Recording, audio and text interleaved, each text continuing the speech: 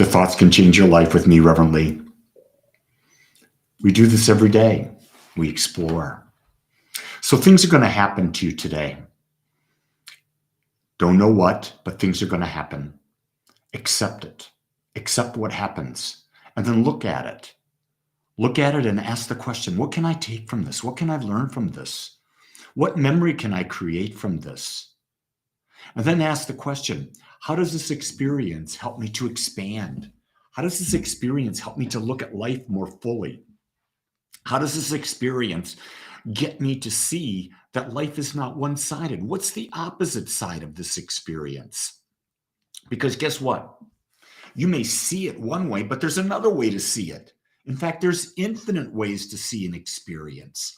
But we've gotten so caught up in the idea that we have to see it a certain way. We have an expectation, and we have to look at it from that expectation, and then we judge it, and then we're happy or we're sad. Instead of saying, well, that happened.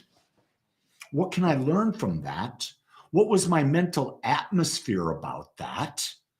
How can I take that forward? How can I make that a more expansive me? And that's the question. That is really the big question, is that whatever is happening to you, how can it lead to a more expansive life? Expansive life.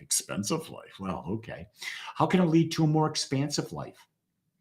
Because expansion means, how do you deal with it? Are you attached to it? Or are you an observer? Are you looking at it from the observer standpoint? How can you take when someone says no to you, when you want them to say yes? How can you take it? Well, let's look at that. Someone says no and you get pissed off about it. Wait a second. Why are you giving your power over to them? What is it that you so need from them that you're getting yourself all upset? Yeah, Gene, I'm sorry about missing meditation. My computer was messed up. So if you were trying to get into meditation today, it was not that I missed it, but my computer was messed up, but I had to spend an hour. Now I'm back on with you. It's amazing what happens when it automatically updates software. That was a lesson I learned. I'd say, well, why did this happen? Why did I miss doing meditation today? Oh, I saw yesterday a notification that my software was going to be updated overnight, and I should have come early to the computer and made sure everything worked. So I'm taking what I can from that situation. I'm seeing how it can expand me so that I don't have that problem again. And now I'm moving forward, and I'm not judging myself as being bad or good. It's just what was. And what was, I can let it go. I don't have to be with it. That's true about every situation we're in. Can you get it? Every situation you're in is an opportunity to grasp something, take what you can from it, and move forward. Let's assume you're in a relationship that ended. Okay, it ended. It's not the end of the world.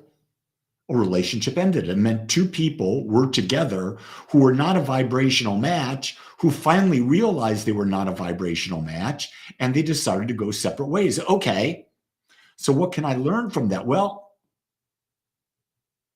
trust your instincts. Were you a vibrational match, or was it just infatuation? Or if you have an encounter with someone that you love and it doesn't turn out the way you want, what can I learn from this? Maybe you are offering advice when the other person just wanted you to listen. Here's a key. Here's a real key thing to follow.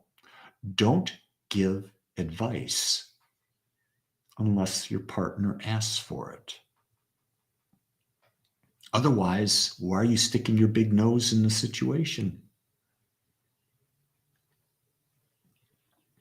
Anytime you have an argument, ask the question, why do I feel I need to be right? That's a real good question when we're having a heated discussion about anything. What is it about this that I feel I must be right about? That really will get you every time, because we think we want to be right about everything. And guess what? How can you be right about something when everything is an opinion? You can only be right about something for yourself. because it's how you're choosing to look at it, not how the other person is choosing to look at it. But yet we want to convince everyone to our way. No, it doesn't work that way. You make the decision that's best for you. And then if you want to share some information, that's fine, but allow the other person to make the decision that's best for them. I guess you might call that's love. That's right. It's accepting the other person as they are and giving them the freedom to be their authentic self and accepting their authentic self. And you determine the amount of time you want to spend with them based on, are you a vibrational or energetic match? If you're not an energetic or vibrational match, don't be with that person, at least in that moment, for that hour, for that 2 hours, for that day, whatever it is. Because if you're not a vibrational match, nothing's going to happen that's going to be good. It's going to be conflict. Rest assured, it's going to be conflict. I see that all the time as a minister when I'm dealing with people. I know I read the energy and I sort of say, well, not the time to be with them, not the time to bring up this idea. And you listen to that. Because guess what, gang? Everything is energy. And so maybe to be a master of life is to be a master of understanding your energy and understanding others' energies when they're interacting with you. And then before you go into a situation, realize what is the energy of that situation and decide, is that the energy that you're a vibrational match that you want to get into? It's not for me most of the time, especially when it comes to politics and stuff. It's not a vibrational match for me. Politics is just very strong opinions that are divisive. I know you all have opinions about that, but that's okay. I'm not attached to what your opinions are. I find that you can have a political argument, and guess what? No one wins. No one changes. Everyone's already predetermined. What do we've got? About 40% conservative, 40% liberal. Then you got 20% in the middle. And the key to winning any election is, how do you get that 20% in the middle to move one way or the other? Because the two 40%ers, they're already locked in. They're not even going to think. That's why all energy is always put on those few, because they know that's the swing. Where are you? I want you to know I'm in the swing. I'm an independent. And I would invite you to be an independent in all aspects of life. Because you know what it means to be an independent? It means that you embrace your uniqueness. That's right. And there's nothing better than embracing your uniqueness. You know, you can look at others and say, well, I have that in common with them, or I have this in common with them. But you're not all in common with them. Everything you believe is not what someone else's believes, and it never will be. That's because you're unique. So that's my message.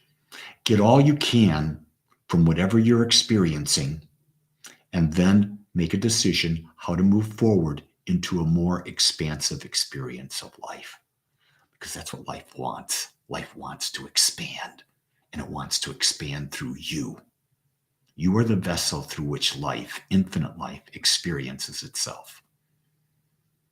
So why not go for the gusto and make this your best day ever? Until tomorrow, know that I love you because I accept you as you are. Until then, aloha.